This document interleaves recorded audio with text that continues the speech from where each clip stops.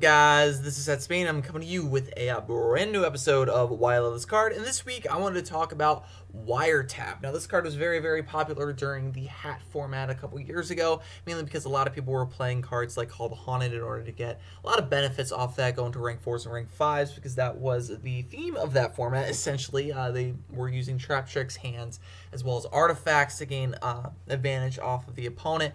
And Wiretap was a good counter to a lot of these cards if you didn't have like an MST to pop a Call the Haunted or something like it. And yes, it like shuffled it back in the deck, but nonetheless, it still negated the effect, which is usually just enough to gain the advantage on that turn. Now, this card could actually be really useful in the current meta, mainly because people are playing something that a lot of people like to call the Solemn Brigade, which is 1 Solemn Warning and triple Solemn Strike. And that's because these guys, like with Solemn Strike, you're paying a quarter of your life points to negate the summon, and then with Solemn Strike, you're playing 1,500 life points, which is still kind of hefty if you really think about it. And Wiretap, like, first off, they're paying 1,500 points for nothing if you activate Wiretap, and it just gets shuffled back into the deck. And there's only one deck, really, or like one card that can really search out any counter traps at the moment, like Solemn Strike, Solemn Notice, and Solemn Warning, whatever it's called. And that's the Ariane card, the Pendulum Monster, one of the counter fairy deck, essentially can search out these cards. And Wiretap is also searchable by this, but nonetheless, Wiretap is actually very, very useful in this matchup with any deck that uses these cards, because you're getting free damage for them for like a trap card, and then you don't lose the monster you're trying to get on the field. So that's pretty useful. It's also really good against the Cosmos, Graveyard Cosmos specifically. They're really using Call the Haunteds and Cosmojo right now. Cosmojo is really good because they get to destroy Cosmo monster they control, and then get to banish one card your opponent controls or is in the graveyard. So that's pretty cool. And then Call the Haunted allows them to recycle those Cosmo monsters, especially if they're being used through Tin Can, which allows them to send a Cosmo monster for free. So Call the Haunted is definitely very, very useful in that match, in that deck. So Wiretap is a very good answer to that, because Call the Haunted is not searchable. So Wiretap is very, very good against that matchup, as I said. It's also good against the Monarch FTK. They really only run 2 trap cards, and that's Life Equalizer and Magical Explosion.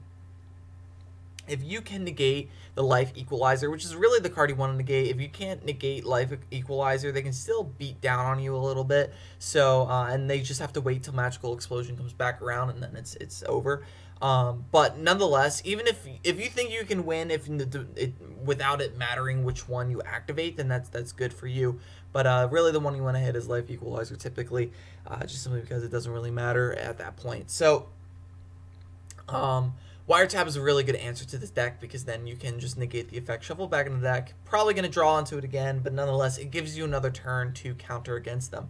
The next card is Grand Horde of Heaven. If you're playing a Pendulum deck, you hate seeing this card because it just destroys everything that you have as soon as you summon it, and it's really, really bad. And then it can go right into either the end phase or the battle phase, depending on the type of turn it has been. The fact that this card can be activated multiple times per turn is also a problem for Pendulum decks. So if a person sets 2 against you, then that's not going to end well for you either. And then, of course, Wiretap can negate that effect, so that's pretty cool. And then Horn of Heaven and Divine Wrath are also very much used by Burning Abyss, which is in the top 5, maybe top 4 decks at the moment, depending on the variation that you're playing. And Horn of Heaven allows them to get advantage, and if they can tribute a monster, and like they have to tribute the monster as a cost, and they would still be able to gain some sort of advantage off of that. Same with Divine Wrath, they would be able to discard a card and again gain advantage off of that as well. And that could not, like, they're still going to get something out of it, but Wiretap negates what you don't want to happen against you, which is either the negation of an effect or the negation of any sort of summon, which, yeah, like, being able to negate that is nonetheless pretty good. It allows you to keep on chugging.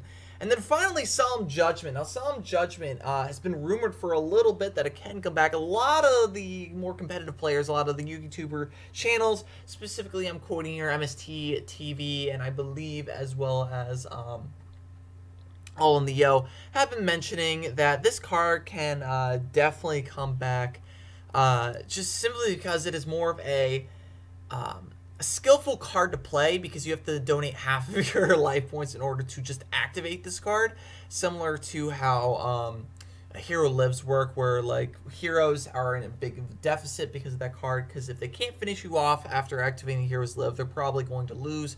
Wiretap can really turn the game around for you. Typically, they'll activate Solemn Judgment, so you can't do something to end the game right then and there. Wiretap can just make that card just like it would basically win the duel for you right then and there, because then you negate the Solemn Judgment and boom, like your opponent's just kind of done. So if this does come back, Wiretap will be a very, very good counter to Solemn Judgment. So thank you guys for watching this episode of Why I Love This Card. Don't forget to like, comment, and subscribe. And as always, guys, have a nice day.